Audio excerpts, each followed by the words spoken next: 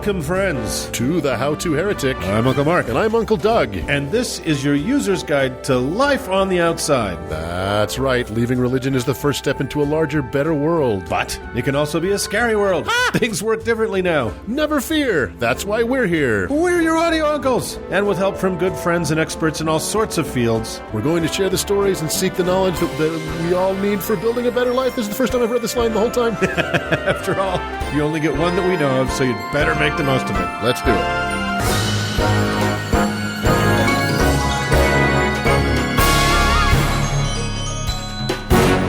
Uncle. Yo. Yeah. How are you? I'm good. It's lonely up in here. It is lonely up in here. I think this is the first. You have not done some. I have not done some. But I think this is the first Danless How to Heretic. I think this is the first one in 119 episodes that Uncle Dan has not been in the room. Yeah. So he's taking a deserved. He has been dispatched on foreign assignment. That's right. And is taking a deserved week off after 119 weeks. Consecutive weeks. Yeah, consecutive weeks. So we're going to get through it. We're going to make this happen. Yeah, it's kind of like that episode of South Park where they fire Officer Barb Brady for incompetence and the town just goes to shit.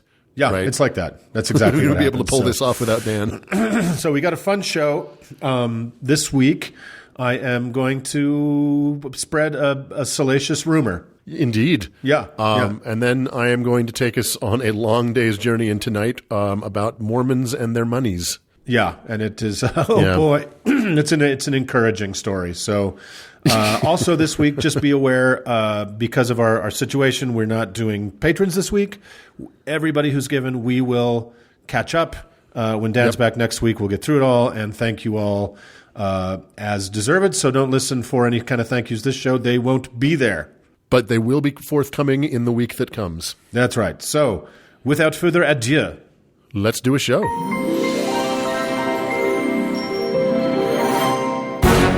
Well, Uncle Mark. Yes, Uncle Doug. It kind of dilutes the comedic bit when we can't we can't pretend that two of us don't know what the other one's going to talk about since there's only two of us. So that's right. Well, and not having Dan, who never knows what we're going to talk about, I feel like that's the secret of the three-way bit, right? But right. So, but anyway, let's launch into what I want to talk about today. Okay. And Uncle Doug, a couple weeks ago in episode 112, Uncle Dan made us all dry heave, even more than normal, with his segment on air quotes medical cannibalism. Right. This time on purpose. Yeah, this time on purpose.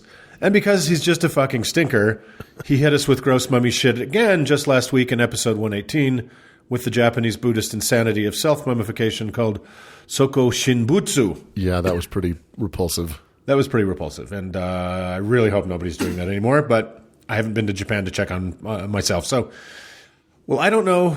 I don't think it's fair that he gets all the mummy stories. So I'm pushing back with a mummy story very close to home. But Uncle Doug, it's so much more than just a mummy story. You know how our friends at the amazing Satanic Temple, and specifically friend of the show, Lucian Greaves, have made a bigger than usual splash with their appearance in the excellent and amusing documentary Hail Satan? Indeed. People, if you haven't seen it, treat yourself and do see it. It's really great. Yeah, the Satanic Temple are First Amendment heroes, and they're on the side of the angels. So anyway, the hero of my story today was a First Amendment hero on the side of the angels when Lucian was just a glint in Lord Baphomet's eye. and he doesn't get the respect he deserves for his cheeky monkey wrenching of Christian supremacy, so today I want to give it to him. Yeah, he's really the OG, isn't he? He's definitely... there's probably more, but he's just a local hero of sorts. So who is this odd, improbable, but proudly homegrown Utah hero / wonderful weirdo? He was born Claude Rex Newell in 1944, then Corky King for a few years because his stepdad wanted that, then back to Claude Rex Newell until finally becoming Summum Bonum Amun Ra in the portentous year on Spaceship Earth of 1980. But his friends and even your humble narrator, myself, called him Corky Ra. Yeah. So Corky grew up in a little-known church called Mormonism, as pretty much all of us did here behind the Zion Curtain in Utah. And he served an LDS mission and even attended BYU. By the late 1960s, he was married with children, working in construction project management, and living what was by all outward appearances a very happy Mormon family life in a wealthy suburb of Salt Lake called Olympus Cove. Yeah, very wealthy. Yep, not far from here. Mm-hmm. But Corky was stressed out and feeling out of whack. So he'd come home from long days at work and seclude himself in his den. Putting a towel over his head, Corky would close his eyes and breathe deeply, calming himself by emptying his mind and focusing on his breathing. Corky was soon horrified to learn that what he'd been doing was called meditation, a godless heathen practice of the inferior races of the East, according to Corky's Mormon beliefs anyway. So here lied the road to demons, incense, gongs, and ruin. But our brave hero persisted, as it was all that worked to relieve his considerable stresses. His very Mormon wife said, "Fuck that shit," and left with the kids, making Corky dive further into his calming explorations. And on the night of October 29th, 1975, our unassuming project manager suddenly found his consciousness standing in front of a giant pyramid somewhere in the astral plane. Next to it was some kind of flying saucer. He willed himself to pass through its walls. Yeah, of course there was. Wait a minute. What do they need all that parking if it's not for a flying saucer? So he willed himself to pass through its wall and found himself in the presence of higher beings he called Summa. They force-pushed some super-lit info into his big brain about life, the universe, and everything, then dumped him back on his couch in his bachelor pad in Sugar House without even so much as the classic anal probe, thank you very much. So Corky went back to the flying saucer on the regular, and before long, he did what any of history's great prophets did at this point on their journeys. He went to the Internal Revenue Service to register his prophetic externalization as a 501c3 tax-exempt nonprofit. So he says, we called ourselves a philosophy, but the IRS called us a church. So a church they became, and a nonprofit one to boot, which you may detect will become a theme on today's show. Yeah, no doubt. In addition to meditation and transdimensional day tripping, Corky and his flock are really into the whole Egyptian pantheon, which explains at least a small part of the name Corky legally adopted soon after founding his church, Summum Bonum Amun-Ra, that part being the Amun-Ra part. Keen listeners or any practicing Egyptian pantheists will know that Amun-Ra is the union of two ancient Egyptian sun gods into a single god of the sun, the king or pharaoh, if you will, of the Egyptian pantheon. Yeah. The other part of the name is certainly interesting as well, Summum Bonum being Latin for the highest good. And that's been a term in philosophy and ethics since Cicero. So Summum Bonum Amun-Ra, or highest good sun god, rose phoenix-like out of the humble husk of construction project manager Corky Newell. Go big or go home, yeah, right. Ra famously probably never said. So Corky the sun god started a student group, sorry, that was hard to say, at the University of Utah and claimed to have had 20,000 members join up. Seems like a lot. At the time, that was probably like half the student body of the University of Utah. Exactly. Right? So it seems like a lot, but who knows? One member described becoming interested in the group when he found a Summum business card on his windshield after coming out of seeing Close Encounters of the Third Kind, because of course. Yeah. So time goes by, and eventually Corky, the highest good sun god, found his footing on an unassuming piece of freeway-adjacent property off of 9th South and 7th West, right here in Salt Lake City, where he erected his glorious 26-foot-high pyramid, complete with anodized aluminum siding and a super cool door hinged at the top so he could open it with a garage door opener. And it is still there today for all to see, as is Corky.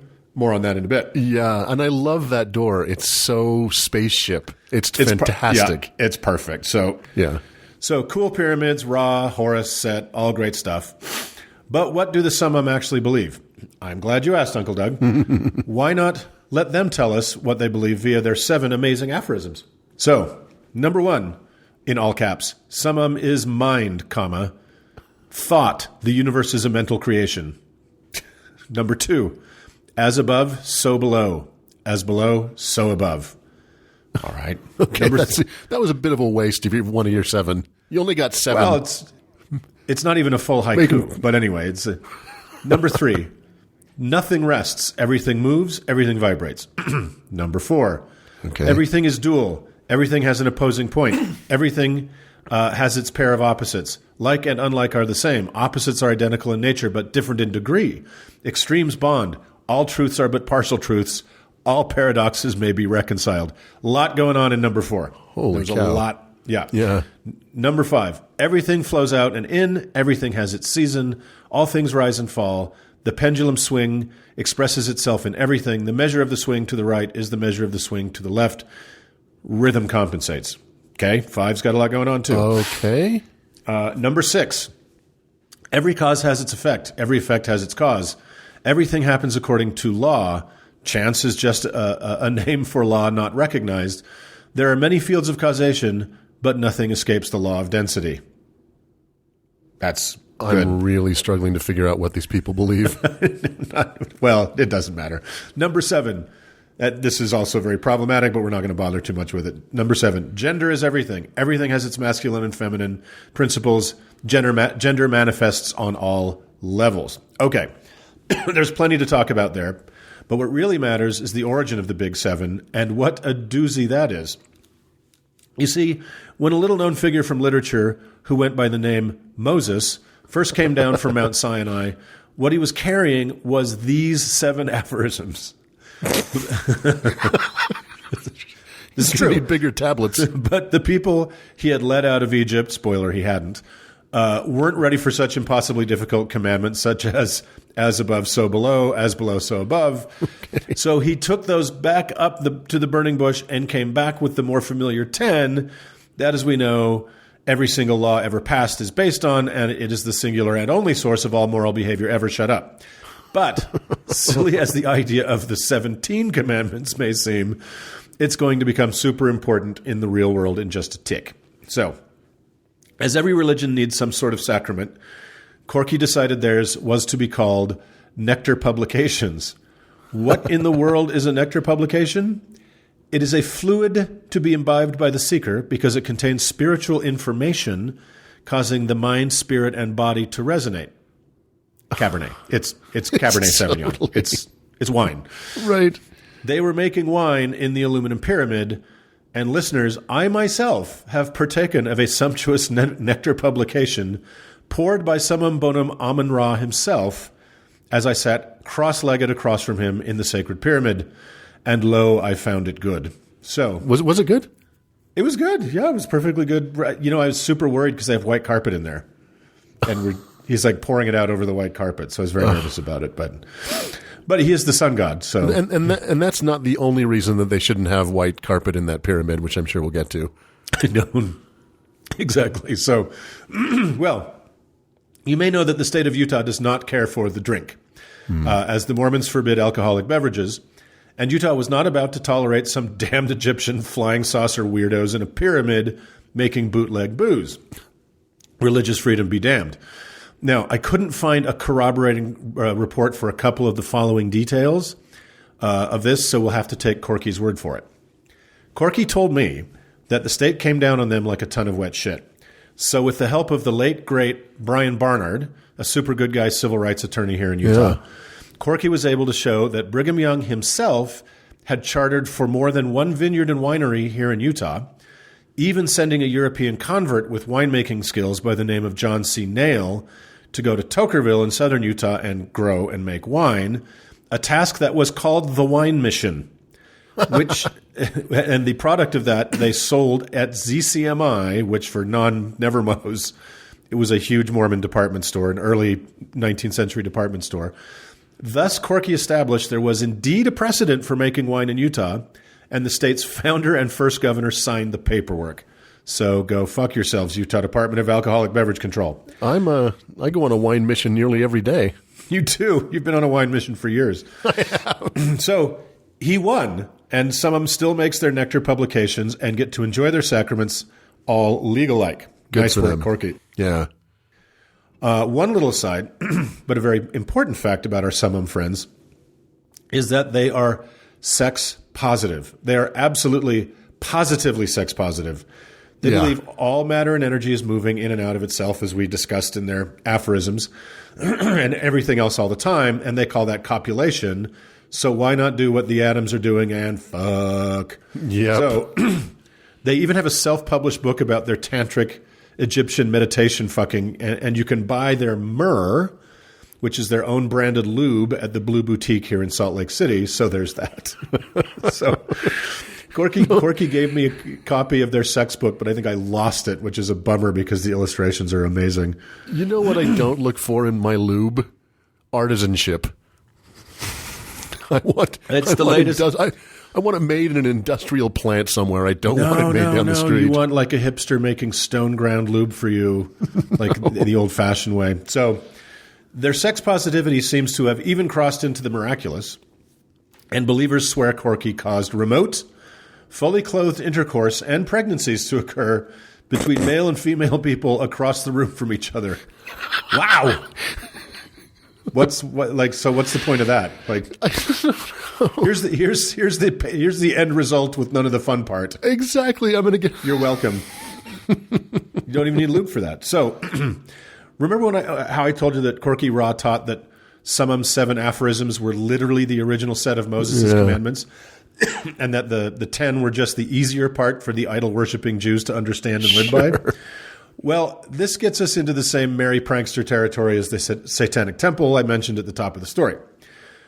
On a few occasions, when Christian supremacists, in these cases specifically our local brand of Christian supremacists, a.k.a. the Mormons, tried placing 10 Commandments monuments in public parks, as they are endlessly wont to do, Corky and the aforementioned attorney Brian Barnard were delighted to inform them of the impending arrival of the Egyptian flying saucer sex cult's 7 aphorisms obelisk as a companion piece to their very nice 10 Commandments monument, and to ask which side they'd like it placed on. I love it. Love it. Yeah, and in all but one case, the always very clever 10 Commandments fetishists said, "Oh yeah, weirdos? Well, guess what? We aren't going to put our monument on public land after all. You can't put your dumb obelisk there neither, you stupid freaks." And in the last case, Corky and Brian Barnard fought the city of Pleasant Grove all the way to the U.S. Supreme Court, where they unfortunately but predictably lost because of the arch religiosity of its hyper-conservative majority. But hats off nonetheless to our favorite horny, nectar-drunk, trans-dimensional monkey wrencher and First Amendment hero, Summum, Bonum, Ammon, Corky, motherfucking Ra. Amen. And the other really important thing to know about the Summum is that they take this Egyptian thing pretty far. Yes. To and beyond the grave far. That far. So the Summum religion is the only legally licensed mummification outfit in the world.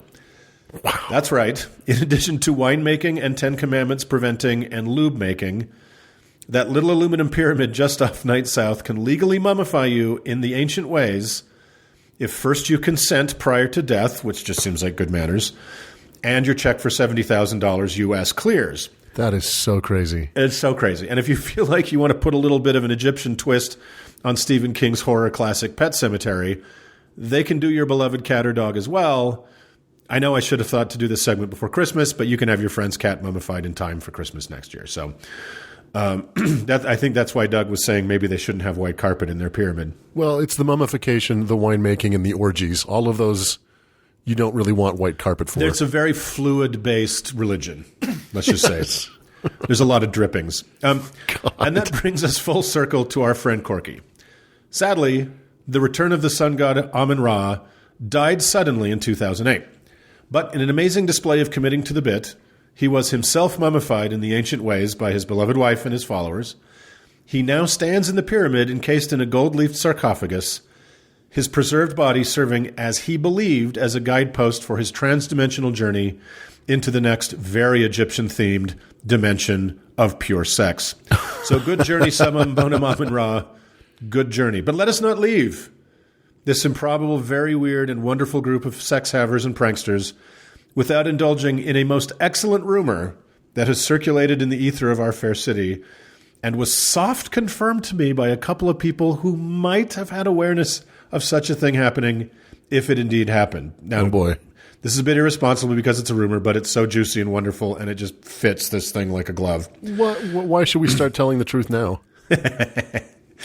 On June 25th, 2009, another king died. That being the king of pop, Michael Joseph Jackson. Oh, boy. The world was saddened, but not really shocked by the passing of this troubled superstar via his quack doctor wrongly administering the very powerful anesthetic propofol. Yet his public memorial, Jackson's public memorial, staged at the Staples Center in Los Angeles and broadcast worldwide, was not until 2 weeks later. Now, one could easily assume the body was being held by the medical examiner as it was a suspicious death and criminal charges would be brought. Right. But what if that wasn't the case? There's rumor of a late-night, very hush-hush private flight into Salt Lake City Airport and a van that met it to receive a large package. The rumor is that van went directly to the Summum compound on 9th South and 7th West. Am I inferring that Michael Jackson was mummified next to the 9th South Interstate I-15 overpass? Maybe. Would it surprise a single person listening to this podcast based on what we know about Jackson? I would guess absolutely not. Again, you can't tell me who you heard this from, obviously, or you certainly can't do it on air. But no, I cannot. Is it an actually reliable source?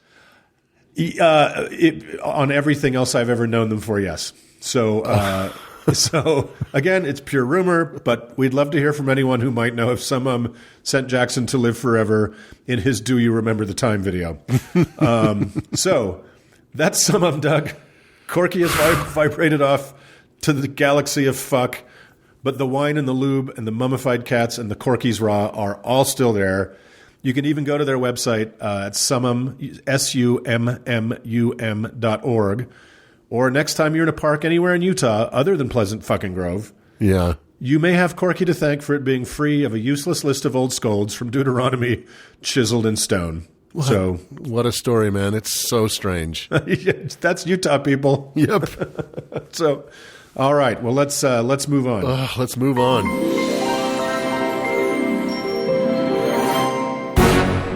Well, Uncle Doug. Yo, here am I. I think that what our listeners really want, other than sports statistics, is financial advice from us. Yeah, from us. Three guys who really know what the fuck we're talking about when it comes to all matters financial, right?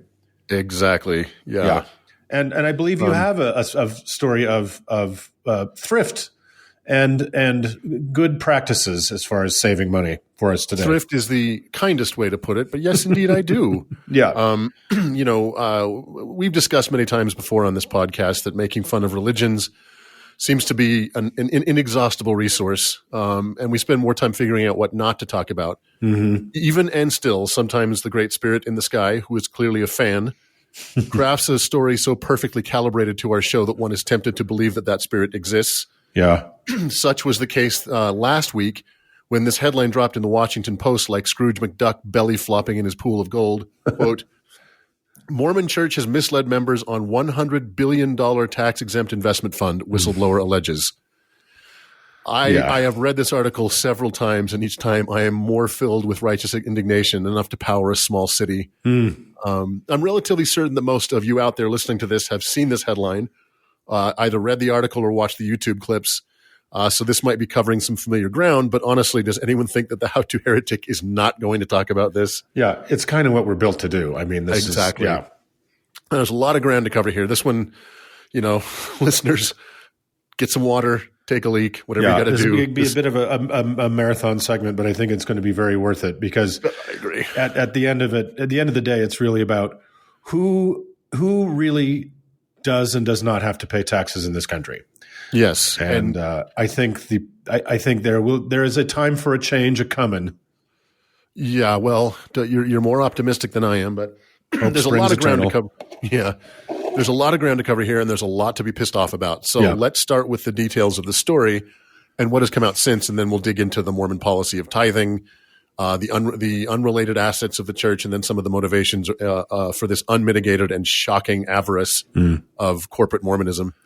Now, our friends over at Opening Arguments brought on Bryce Blankenagel from Naked Mormonism to do a deep dive into the legal aspects of this story. And we may indeed do that in the future. So I want to focus more on the history and context of this insanity. Yeah, we're going to bring a legal expert on to talk about that aspect for sure. We'll touch on it, but we are definitely not attorneys. So this Post article is based on a whistleblower complaint from a 41-year-old portfolio manager named David A. Nielsen. I'm not doxing him. His identity is out. Yeah. He worked for the church's investment division, Ensign Peak Advisors. He had help preparing this complaint from his twin brother, Lars. We'll talk a little bit about that. The very fact that a religious institution requires an investment division is the first of many red flags we'll talk about today. Ensign Peak, by the way, is a middling minor peak in the mountains to the northeast of Salt Lake, where Brigham Young hiked up to in 1847 to get his first look at the Salt Lake Valley. So Ensign Peak Advisors has only one client, the Mormon Church. As far as I can tell, it does not have a website. It employs around 20 people and was formed in late 1997. That date will become very relevant in a minute. Ensign Peak is registered as a supporting organization and integrated auxiliary of the church. So technically a 501c3 nonprofit organization, so tax exempt. This exemption, however, requires that Ensign Peak operate exclusively for religious, educational, or other charitable purposes. The main thrust of the Nielsen brothers' complaint is that the church has not met these requirements, and boy howdy do they seem to have a point. As we'll discuss, and because this is America, the church may not have violated any laws or may be able to maneuver their way out of trouble if they did.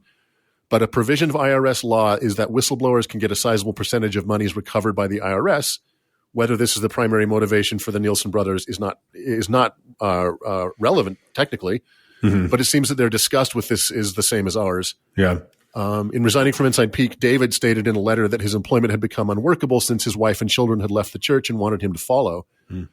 It seems that being witness to truly historic graft and dishonesty by his church probably didn't help either. Right. Interestingly, the complaint was filed with the IRS in November, but Lars decided to leak it to the Post and come forward without David's permission or approval. Yeah. I really hope that David is okay and that the brothers can reconcile, because bringing this to the public's attention was a true act of bravery. Yeah. Oh, very much so. The complaint claims that when Ensign Peak Advisors was founded in 1997, the church's portfolio, so think of it like cash, basically, was around $12 billion, and that now it is in excess of $100 billion. The reason that there needed to be a leak in the first place... this one fund. This one fund. One fund. We're not talking about all the church's money. We're talking about one fund. And we'll talk about all the church's money, which is an unknown quantity. Sure. But it is a large. The reason there needed to be a leak in the first place was that 22 years ago, the Mormon Church, who at the time liked to brag about its wealth, went quiet and closed their books. The reason for this was an August 1997 cover article in Time called Kingdom Come, with a picture of on the cover of the Salt Lake Temple with Mormons ink splashed over it. You remember that? Yeah. Mormons INC period. Exactly. Yeah. The article, especially for a religion with so many... They're not squids. They don't spray ink. That's an ugly rumor, and I don't want people to keep spreading it. Stop it. Right. We're putting a stop to it. They've stopped, yeah. Yeah. The article, especially for a religion with so many mostly fresh skeletons in its closet, was largely positive and laudatory about the church, its business acumen, its pious membership, the rehabilitated image of the church.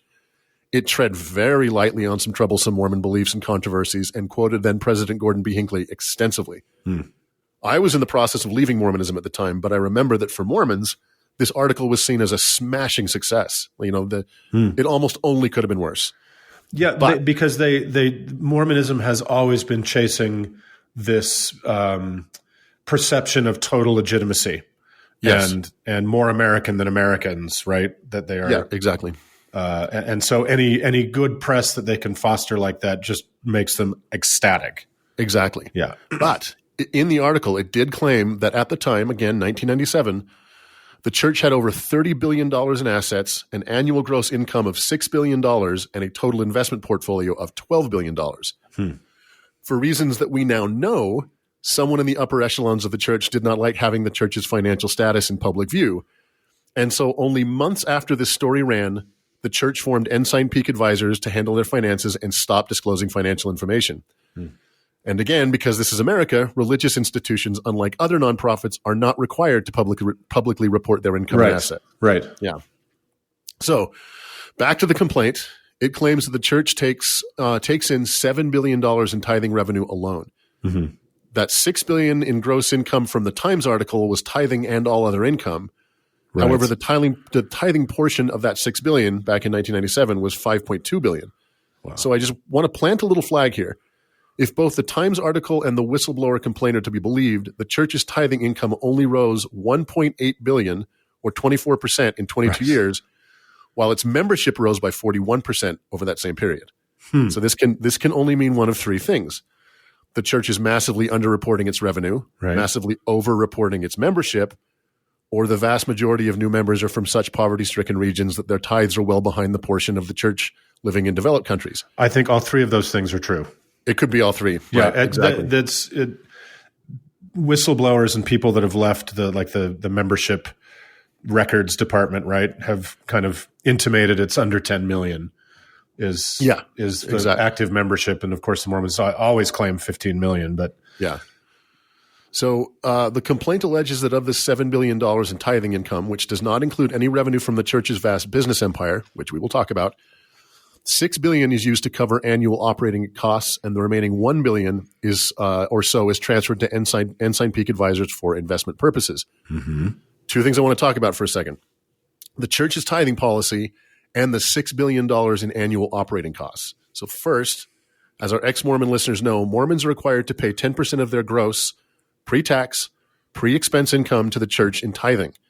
This is not a recommendation. At the end of each year, so basically right now, every Mormon that wishes to be in good standing meets with their local bishop, which is the equivalent of a parish priest, and basically has to demonstrate that they have paid a full tithe and settle up if they haven't. Yeah. So you can't go to heaven if you don't pay your tithing. That's it. No, it's fundamental. You want to see Jesus? It's going to cost you this much. That's it. Exactly. It's that simple, right? Members are encouraged to pay the full 10%, even if it means jeopardizing rent, missing meals, or having to go into debt. I wonder how those conversations are going this year. There are too many quotes from leaders of the church about tithing to mention here. I'll just give you one.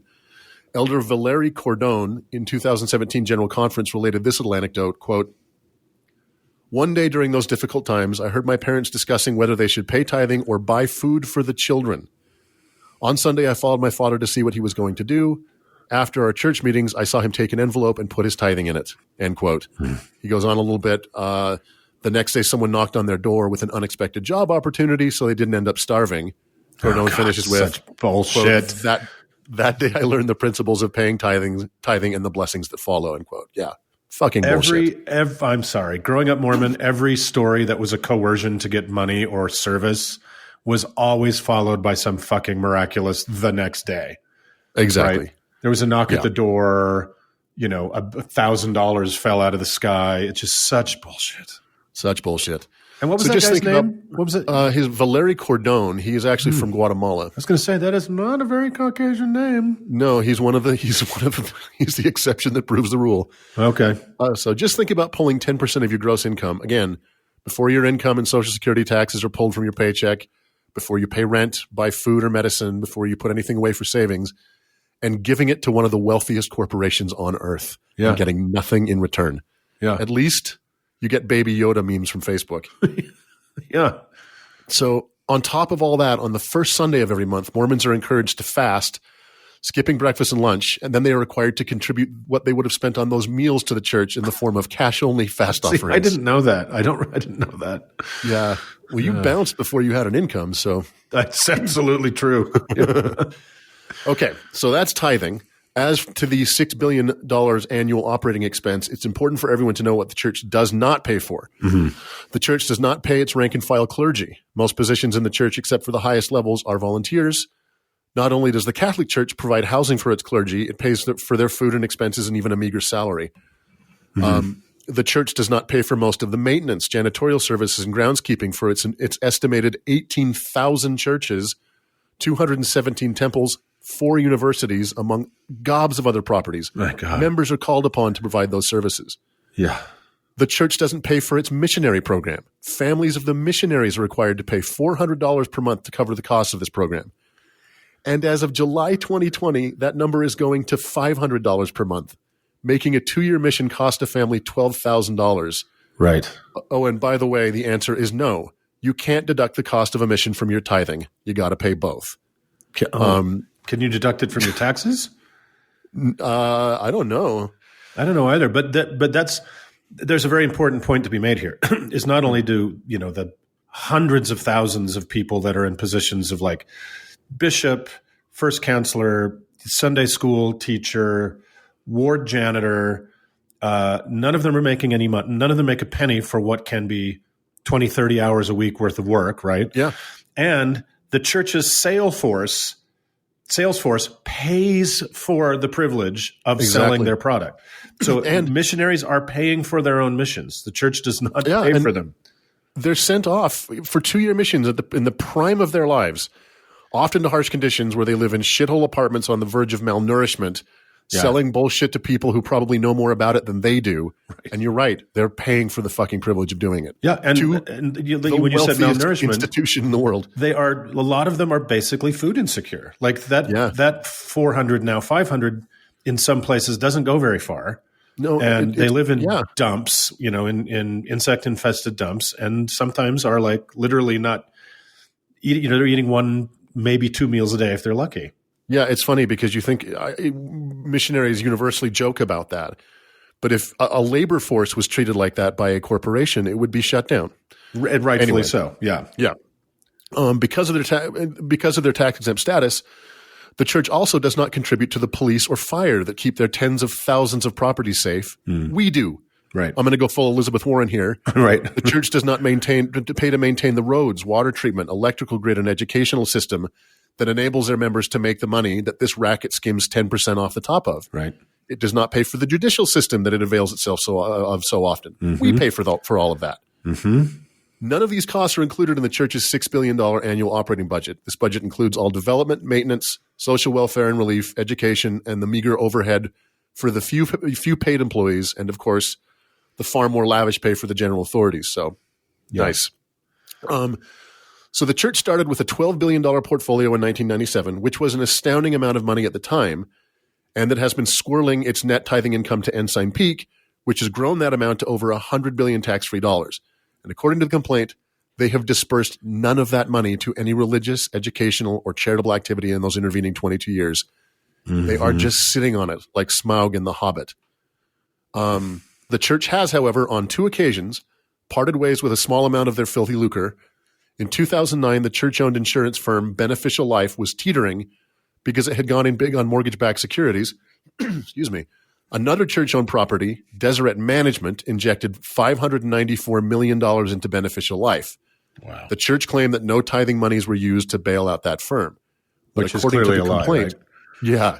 According to the complaint, right before that cash injection, $600 million was withdrawn from Ensign Peak, making that the first withdrawal from that account. I'm sure there's a perfectly legitimate explanation for that coincidence that does not involve illegal acts or dishonesty. Right. Even after that bailout, Beneficial Life terminated the vast majority of its employees. Then between 2009 and 2014, Ensign Peak pumped $1.4 billion in several installment payments into the City Creek Mall that the church partly owns. The mall was hit by the financial crisis as well and has been struggling due to online retailing. Mm-hmm. So it seems that God's one true religion was unable to predict the real estate bubble or the rise of Amazon. Yeah, and let's just talk about this mall for half a second. This is it basically 2 full city blocks of downtown Salt Lake City? Yeah, it's enormous. This is an enormous piece of – and Salt Lake City blocks are huge, right? Yeah. So this is God knows how many square feet, and it includes office towers. It includes residential towers. Mm-hmm. So it's not just like the little mall out on the edge of town. This is a massive, massive facility.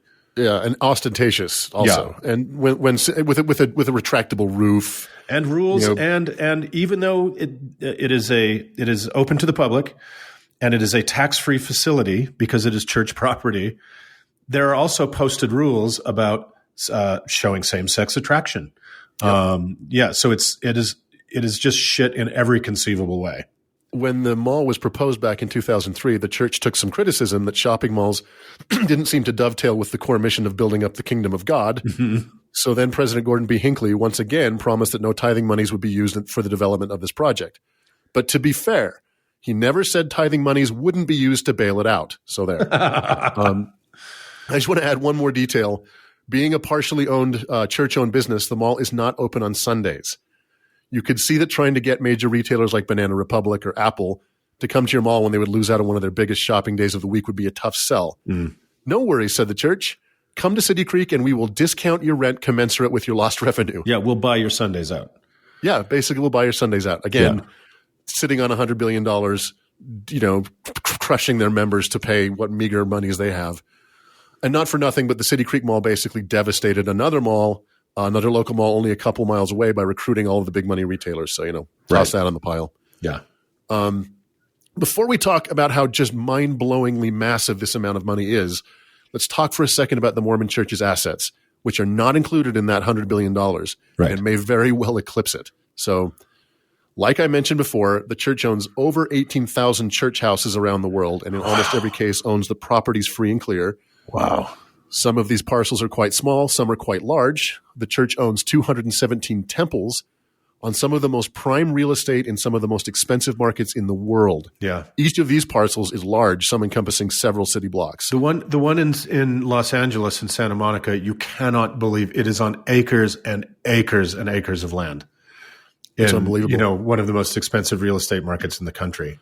Yeah, Mormon temples grace prominent, often freeway-adjacent parcels in nearly every city in Utah, as well as Los Angeles, San Diego, Washington, D.C., Hawaii, Alberta, Paris, Rome, Mexico City, Sao Paulo, London, Kyiv, Melbourne, Seoul, and Tokyo, for example. Right. The church owns Deseret Cattle and Citrus Ranch, the largest cattle ranch in the United States, which comprises 290,000 acres, or 2% of the state of Florida, making the church the largest private landowner in that state. Mm-hmm. The church owns Ag Reserves, the largest nut producer in the U.S. The church owns 4 universities, BYU in Provo, BYU Idaho in Rexburg, BYU Hawaii, and the LDS Business College here in Salt Lake City. The church owns majority holdings in the aforementioned Beneficial Life Group, Bonneville International, the 14th largest radio chain in America, the Deseret News, the second largest newspaper in Utah. According to Mormon Leaks, there are 13 LLCs whose domains are hosted by church servers. I won't read them all, but here's a taste. Ashmore Wealth Management, Clifton Park Capital Management, Cortland Advisors, Elk Fork Partners, Green Valley Investors, Triverton Asset Management, etc. These 13 LLCs in 2017 had a combined... a lot of those sound like investment funds. Exactly. Yeah. But those 13 LLCs in 2017 had a combined value of $32.7 billion. Just that little piece. The church owns high-rise apartment buildings in Salt Lake, Dallas, and Philadelphia. Like we've talked about, the church is part owner in the $2 billion City Creek Mall. The church owns farms, ranches, orchards, flour mills, timber mills, tourist resorts, clothing companies, transportation companies, television stations, banks, mortgage companies, restaurants. The list goes on and on. The church owns massive tracts of land and associated businesses totaling more than 1 million acres spread across the globe in the U.S., Canada, Mexico, Brazil, Australia, and England, just for example. Jesus Christ. And the church owns a particularly strange 14,465 acre tract of land in Jackson County, Missouri, which, according to Mormon lore, is the site of the original Garden of Eden and will be the site of the Second Coming. More on that in a minute. Wait, how much land? 14,465 acres in Jackson County. Oh, my God. No one truly knows the breadth and depth of the Mormon Empire. And when I say no one, that might actually be true. We'll talk about the extraordinary secrecy associated with the church's finances in a minute. But as far as its assets, I am only scratching the surface. Right. So let's go back to the $100 billion that Ensign Peak Advisors is sitting on. Uncle Mark, you were tweeting about this the other day. Can you give us some context here on the size of that nut? Yeah. So I think, for anyone who isn't sitting on this hoard of money, and maybe even those who are, it is so difficult to wrap your head around the power that this money represents in a world where things are based on money.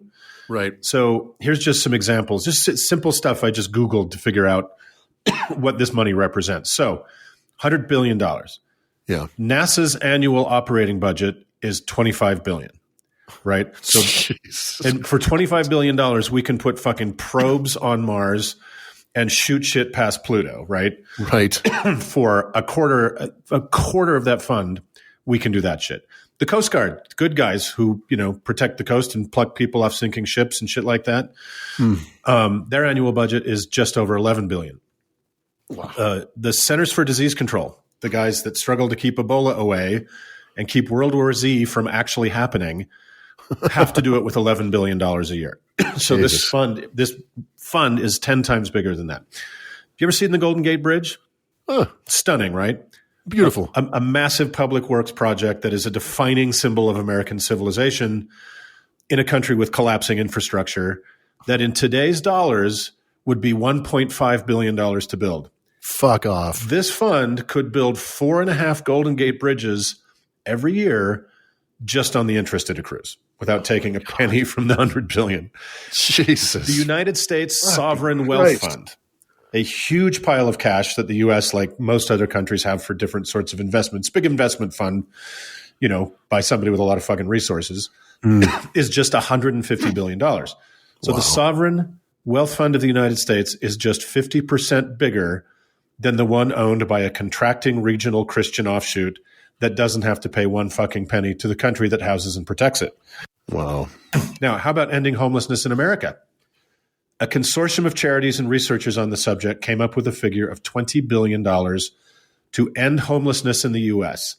Just one arm of the Mormon financial octopus could end homelessness in the U.S. 5 times over, or just once, and keep $80 billion and be deservedly hailed as heroes forever and ever. For real. We'd have to go off the air. It'd be like, well, these fucking guys just nailed it, right? Wow. So how about another opportunity to do a good thing in the real world that would be a fucking bargain compared to ending homelessness? Flint, Michigan is, years after discovering the problem, still drinking poisoned water from their lead-contaminated system. The high-end estimate of fixing that is $216 million. Wow. They could take 1% of the Ensign Peak Fund, peel off just 21% of that, and save hundreds of thousands of people from slow poisoning.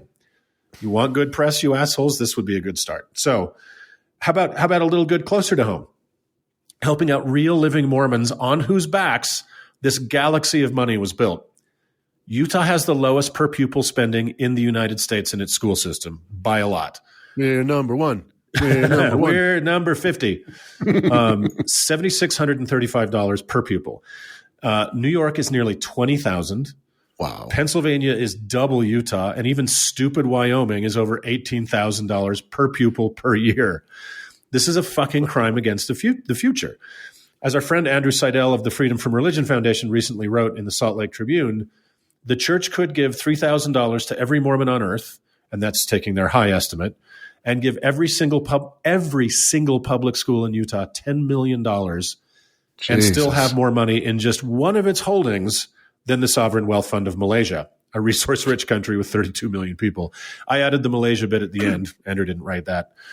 Or if they hate being on the right side of history, which, to be honest, every single action Mormonism has ever undertaken is evidence of that, they could be a hero to the villainous and pay for Trump's border wall and still have $80 billion left to fund the Space Force and cover whatever Don Jr. and Eric are skimming off for eternity. So you could go on and on and on. Like, it is so goddamn much money. It's so much money. So, and this revelation is going to make the church's bragging about its charitable efforts a little harder to sell. And those of us that have roots in the church know that they never tire of bragging about all the good they do with their resources. Mm-hmm. So let's take a look at that for a second. The church claimed last year that its charitable arm had spent $2.2 billion since 1985 on welfare, humanitarian aid, and other international charitable projects. Since 85? Since 85. Okay. $2.2 billion over 34 years is $64 million per year. Okay. That's $2.2 billion more than I have given in that time. But two things to contemplate here. We have to take them on their word that this is what they have given based on the fact that their books are closed. Let's just say that given their reflexive dishonesty about all things money, it would not shock me to find out that this number is inflated. In fact, in 2012, Bloomberg estimated the church's annual charitable giving at $52 million, not $64. But let's take them at their word that at $64 million, compared to just their tithing income alone, it amounts to less than 1% of their gross income. Mm-hmm. Well, let's step back a bit and add a wee bit more context and a whole lot more money. Going further, if we assume that the gross revenue number is correct and that the Ensign Peak portfolio is correct, and we further assume that the current assets of the church, including property, business holdings, and related income, is only worth $50 billion, which seems naively and comically conservative. Right. That's $157 billion in revenue and assets the church has right now, making that $64 million of annual charitable income less than 0.04%, basically a rounding error. Yeah. Like not 1%, 0.04%. Right. And let me just jump in here quick. And people can go, oh, fuck you. They're good at saving money. Sure, they're great at saving money, but they don't pay, as Doug mentioned, they don't pay for any public good. Right. And the point of being a 501c3 is that you are providing a public good, not a private good. Right. So a private good would be what they provide to their members through religious services or spiritual blah, blah, blah. That's not the point of a 501c3. Exactly. It has to be providing something for people that are not members of its club. And they don't. They don't. Yeah. And not only do they not provide a service, they don't pay the taxes that keep this society running. Right. All right. Let's talk about the secrecy surrounding all this wealth. According to the complaint, only 4 senior Ensign Peak executives are permitted to see the company's full financial statements. The complaint details several incidents that show the lengths that Ensign Peak is willing to go to keep this under wraps. One is an account of Apostle Boyd K. Packer, who was equal parts powerful and awful, and was the president of the Quorum of the 12 Apostles at the time, going to Ensign Peak to demand to know how much money it had amassed, and they turned him away. Right. That is insane. If you know anything about Mormon power structures, it is inconceivable that even the number 3 guy could tell the number 2 guy to piss off. Exactly. It's so hierarchical. It was just some functionary telling the number 2 guy to piss off, right? Yep. Another account accuses the church of fudging an audit of BYU to keep the secret. Since BYU receives federal funding, because again, this is America, there needed to be an independent audit to verify the size of BYU's endowment. Any such audit would end up seeing what was being hoarded. So this is so crazy. When independent auditor Deloitte and Touche came knocking, the church got one of its members, Mark Stevens, who happened to be an audit director at Deloitte, to convince them to approve the audit without actually letting any auditors do an audit. What? So they didn't do an audit? They just said, you're going to have to take our word for it. Oh, my God. After a few years of this, Deloitte felt uncomfortable and parted ways. So Ensign Peak painstakingly bifurcated its holdings and set up enough layers that auditors would only see what Ensign Peak wanted them to see. Basically, so, and this is the quote from the complaint, they would audit a cup of water instead of an entire ocean. Wow. So the amazing thing is, they did manage to keep this a secret for so long. We asked a listener of ours who's a hedge fund manager about this, and he said that the fact that they had been able to keep this a secret is the most amazing thing of all. Yeah. A fund of this size would be, in his words, an absolute powerhouse on Wall Street, and basically everyone in the investment industry would know their name. I think I read, Doug, that this makes it that it is one of the 5 largest private funds in the world. Yeah, it's up there with Apple and all those things. Like the Bill and Melinda Gates Fund is dramatic, but is $64 billion. Right. So I am no financial or investment expert, so I'll never understand how $12 billion turns into $100 billion by simply moving money around. But you know who does know how to do that? The leadership of the Mormon Church. Uniquely among major religions, the upper echelons of the Mormon Church are to a man successful businessmen. Mm-hmm. Think 150 minor Mitt Romneys. Yeah. It's kind of the elephant in the room of Mormonism that living a charitable life among the poor is the last way you would ever end up in leadership. Right. Conversely, becoming a robber baron almost guarantees you a spot. They are very into what is essentially the prosperity gospel. Yes. Right. And we were told this pretty bluntly when we were kids. If you remember this, Doug, that financial success was a reflection of spiritual success. I remember the boat wars in our neighborhoods when neighbors were buying bigger and bigger boats to compete with each other. Yeah. So this gaggle of corporate raiders run an enormous corporation with a free labor force, $7 billion in tax-exempt income, and an advertising and sales department that's paying to do the work. Mm-hmm. Of course, they're going to turn a profit. Yeah. One thing that bears mentioning is that the Mormon Church was founded on greed. It's its prime directive. I'm not being mean here. Joseph Smith, Sidney Rigdon, and Oliver Cowdery wrote the Book of Mormon to make a quick buck on the gullibility of the burned-over district.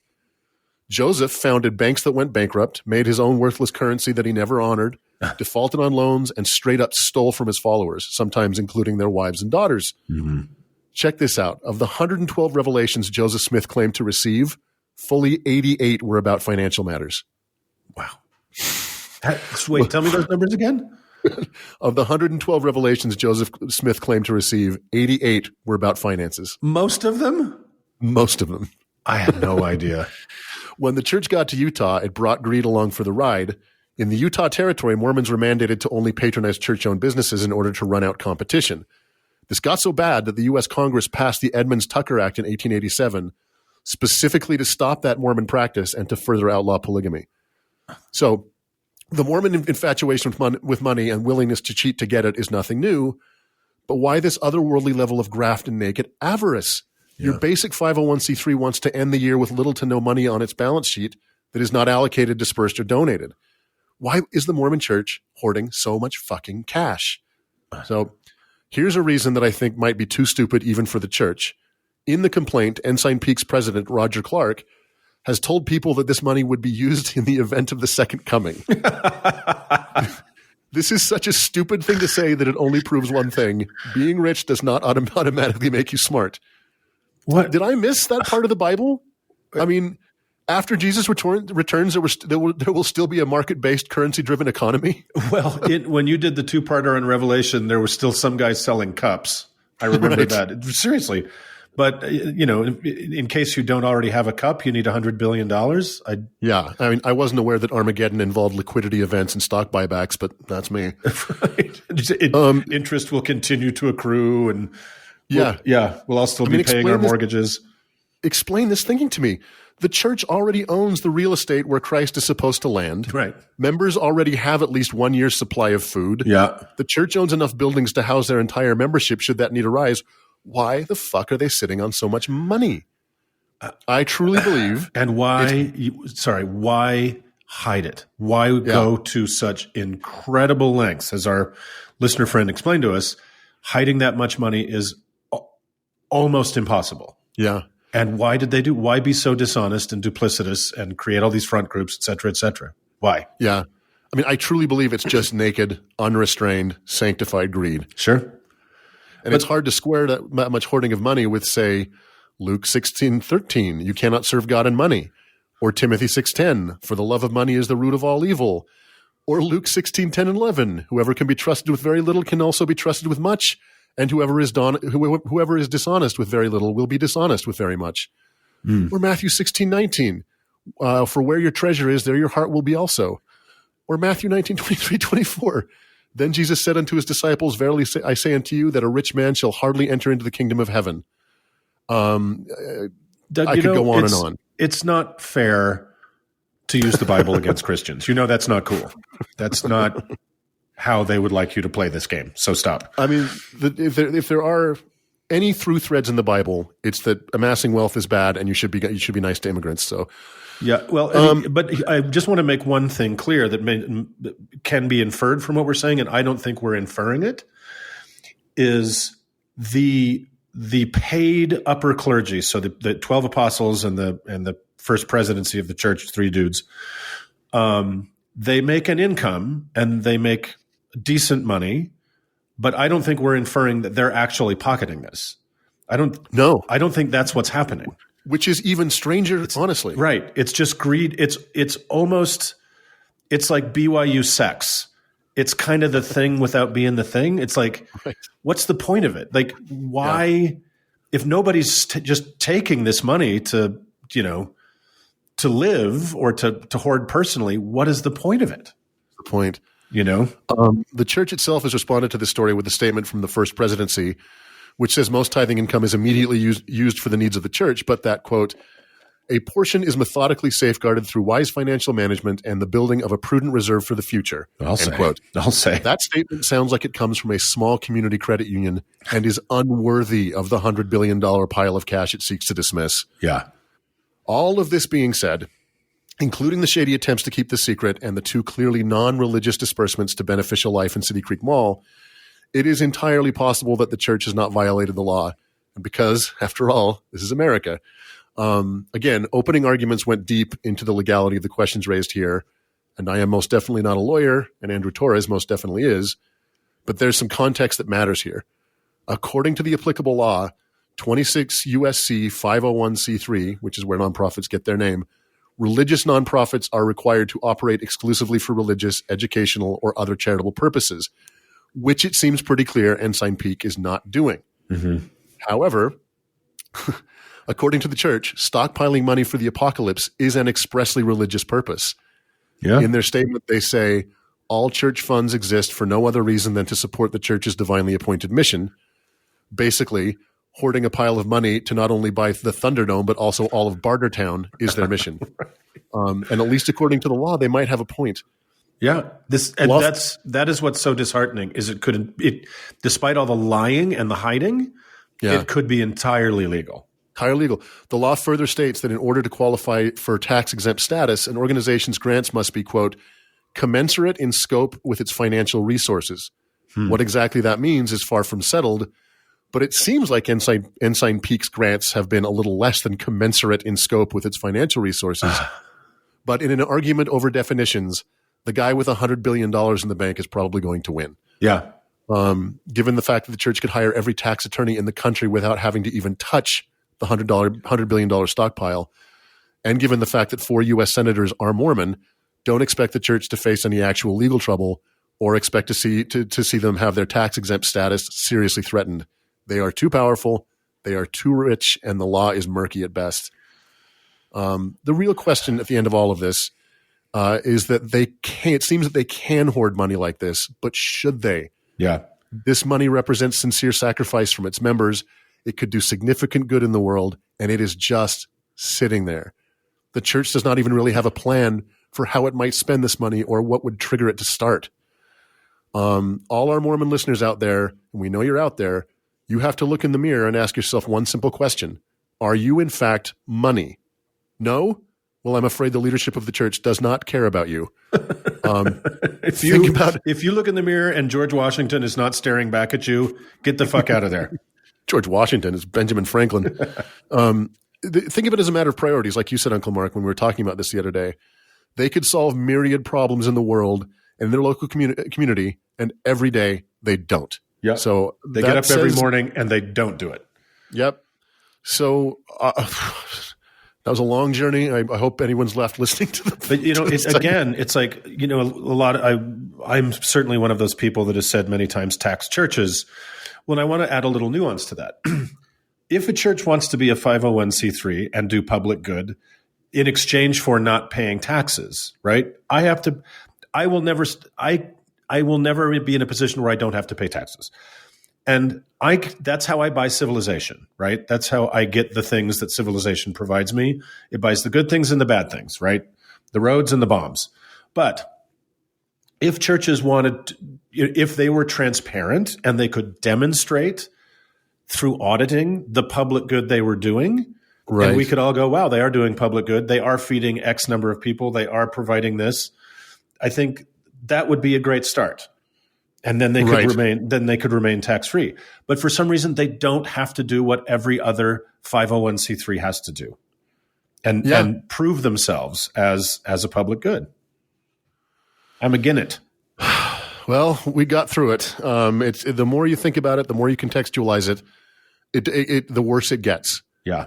It's disgusting, naked, awful, avarice. Avarice. Pure avarice. And again, because I don't think any of them are really personally profiting from it, it's even weirder. Right? Yeah, truly. It's just for the love of money. Yep, for the love of money. All right, well, with that depressing shit, let's move on. Moving on.